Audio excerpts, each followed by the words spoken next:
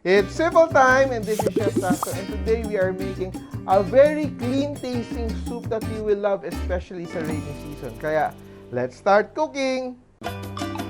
Simpol, simpol, luto na ha.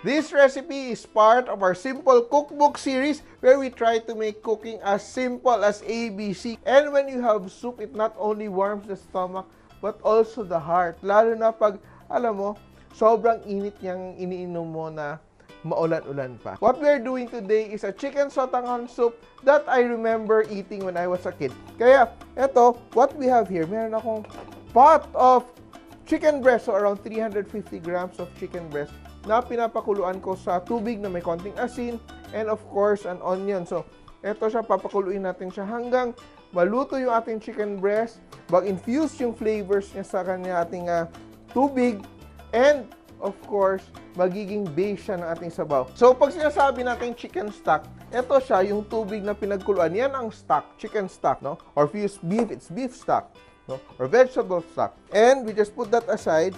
Yan. All the flavor and nutrients are already here in our pot of water. And eto, yung ginawa ko dito, yung aking chicken breast, meron ako nakahanda, of course, is I shredded it, no? I removed the bones and I removed the skin. And what we will do next is magigisa-gisa na lang tayo, no? So, a very simple soup will be just this, and the noodles with a little bawang, but let's jazz it up a bit to make it a little bit more special and flavorful. Tatakpan ko muna yung aking pot, and I will heat up my pan with a tablespoon of oil. I'm using golden Fiesta canola oil, and I will just saute my garlic. So here I am using sliced garlic. And I don't want to toast the garlic because I don't want it to, you know, ruin the clean flavor of our soup. And I will also saute my carrots, julienne carrots, celery, yan, shiitake mushrooms, yan, nice earthy flavor, and of course our UFC canned mushrooms. There's a little bit more chunkiness in our soup, even if it's a very simple, clear soup. And I have squid balls, diba? So, hindi lang siya very plain chicken soup. Meron tayong a little bit of interesting bites to enjoy. We will season with salt to bring out the flavors of all our ingredients. And aking chicken, shredded chicken, gagawin ko, ibabalik ko na dito sa aking pot, no? So when you're cooking your soup, kung, di ba, when you boil it, kumukonti siya kasi nag-evaporate yung ating sabaw, you just add a little bit more. I'll just add my chicken, look at that. Let it simmer. Yan. There, little by little, it's going to release its flavor. Again, I don't want it to be toasted. That's done.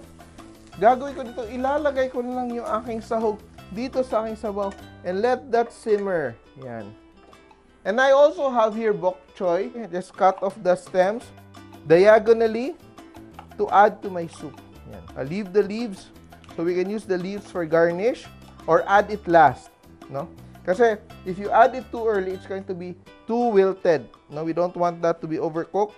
We will add already with our soup. And we will season our soup with Datu Puti Patis. So, the thing about cooking is that you cook it the way you want to eat it, di ba? Kaya usually, pag masarap magluto, masarap din kumain because you really have to enjoy your food and you know, you can determine how you like things. We will just cover the pot and let it simmer. Yan. Okay. Lalagyan na natin yung ating sotanghon noodles. Yan. Pag sabaw, you don't have to soak it anymore kasi maraming liquid. Pero kung pansit yung ginagawa natin, we may have to soak our noodles para hindi ma-absorb, hindi maging dry masyado yung ating pansit. So, yan. Just let that cook. And we add our black pepper. Yan. At the last minute, we add our black pepper. And of course, we can add our bok choy now. You want to have the leaves whole for garnish or you can cut it up into pieces. But now, para may pang-presentation tayo, are you ready?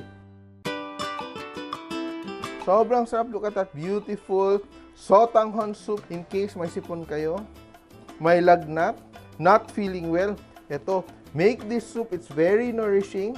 And we can garnish this with fried garlic, and spring onions. Try this recipe at home.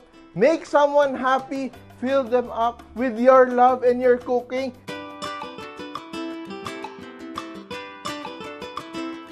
Try this at home. Chicken Sotanghon soup a la Simpol. Tandaan nyo, kahit sino kaya magluto. Basta simple!